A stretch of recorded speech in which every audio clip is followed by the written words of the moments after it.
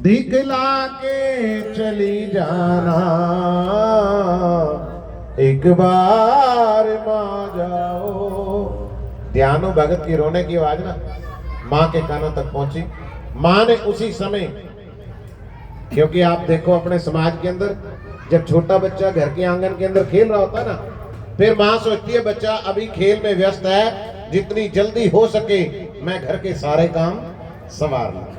बच्चे की जरा सी भी रोने की आवाज मां के कानों तक आती है ना, फिर मां क्या करती है, सारे के सारे कार्य छोड़ देती है और दौड़ कर जाती है अपने बेटे के पास। सबसे पहला सवाल पूछती है, बेटे तुझे किसी ने मारा तो नहीं, और जिसने मारा हो फिर उसकी खैर नहीं। पक्की बात है ये, तभी तो लोग माँ को सलाम करते हैं कि है माँ तुझे सलाम। अपने बच्चे सबको प्यारे, चाहे किसी का रावण हो या राम, किसी का थोड़ा सा काला भी हो ना, काला, वो भी बुलाती नहीं, कहती है आजा मेरे चांद, मेरे पास आजा, ताकि लोग इसका नाम काला ना रख दे।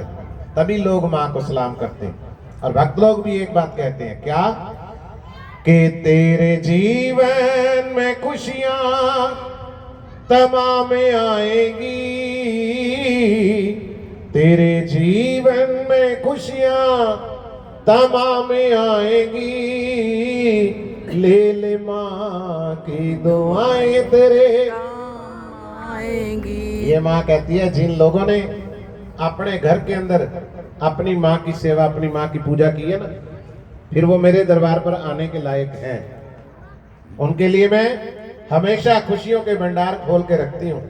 और जो बच्चे अपने घर के अंदर अपने माता पिता की सेवा नहीं करते, पूजा नहीं करते ना, इज्जत मान नहीं करते, मेरे दरबार पे आने की भी उनको जरूरत नहीं है, ये माँ खुद कहती है। ध्यानु भक्ति रोने की आवाज हुई। माँ ने क्या किया, छोटी सी कन्या का रूप धारण किया, ध्यानु के घर में आके ध्यानु को दर्शन दिया, और आई संगत ने दर्शन किया। दर्शन हो गए, माँ कहने लगी ध्यानु भगत मैं तेरे बुलावे पे, तेरे निमंत्रण पे तेरे घर में आई, अब मुझे जल्दी दे दे विदाई। आते हैं घरों में मेहमान, फिर हम विदा करते हैं तो कुछ ना कुछ भेंट देते हैं, या वस्त्र देते हैं, या दक्षिणा देते हैं, या फिर मिठाई देते हैं। ध्यानु भगत ने हाथ जोड़े, माँ मैं आपको विदा तो करूं, पर विदाई देने के लिए मेरे पास कुछ भी नहीं है, और जो कुछ है इस संसार का झूठा है। माता रानी मैं आपको कौन सी सच्ची चीज दूं? हाथ जोड़ के प्रार्थना कर रहा है, कैसे करूं तेरी पूजा भवानी, कैसे करूं तेरी पूजा, घर में तुझको जल चढ़ाऊं वो मछली का झूठा, घर में तुझको दूध चढ़ाऊं वो बछड़े का झूठा, घर में तुझको फूल चढ़ाऊं वो भंवरे का झूठा, घर में तुझको फल चढ़ाऊं वो पक्षी का झूठा, घर में तुझको धन चढ़ाऊं। चढ़ाया ना धन हमने, वो किसका झूठा है? नहीं पता। इस धन को कमाने के लिए इंसान कम तोलता है, झूठ बोलता है, बच्चों की पालना पोषणा करने के लिए कहीं ना कहीं कोई बेईमानी भी कर बैठता है। अरे ये पापों का झूठा भवानी, कैसे करूं तेरी पूजा। जैसे मर्जी कर ध्यानु भगत, जल्दी विदा कर, ताकि भवनों पे जाके मैं भक्तों को दर्शन दे सकूं।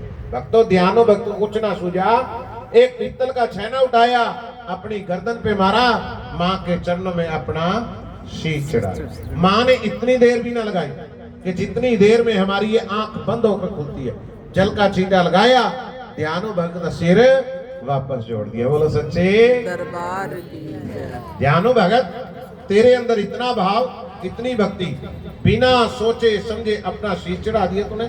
भक्त लोग आए मेरे दरबार पे, तरह तरह की भेंटें लाए, पर आज तक तेरे जैसा भक्त नहीं आया जिसने भाव में आकर अपना शीश चढ़ा दिया।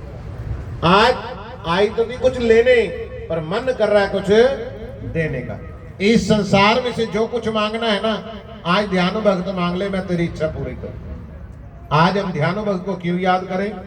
ध्यानु भक्त ने बाबूजी अपने लिए कुछ नहीं मांगा, हाथ जोड़ के प्रार्थना की कि माँ आने वाले युग में, आने वाले कल युग में भी आपके नाम की चर्चा होगी, आपके नाम के जागरण होंगे। लेकिन पार्टी वालों ने जब सामान का पर्चा दिया ना, तो लास्ट में लिख दिया भाई रात को एक सर भी चढ़ेगा माता रानी आपके नाम का कोई भी अपने घर में नहीं जागरण कराएगा। इसलिए कृपा करो, रचना रचो, आज के बाद मेरी तरह भक्ति भाव में आकर ये शीश नाचना ना पड़े। माँ ने कहा तथास्तु, आज के बाद मैं एक ऐसा फल बनाती हूँ जो कभी किसी का झूठा नहीं। कौन सा फल? नारी। सामने पड़ा है, नारी। बिल्कुल इंसानों जैसी शक्ल बना दी। हमारे सिर पर बाल होते हैं, नारियल पर भी।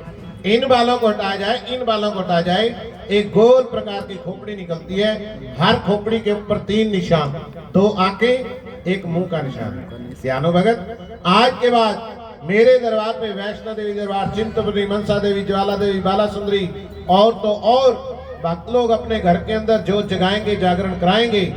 श्रद्धा भक्ति भाव से अगर इस नारियल की भेंट चढ़ाएंगे, ये मैं उनका कटा हुआ शीश ही समझो।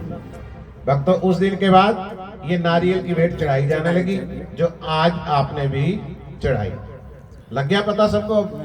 ठीक है ना। अब ये तो पता होगा इस नारियल का हम क्या करते हैं।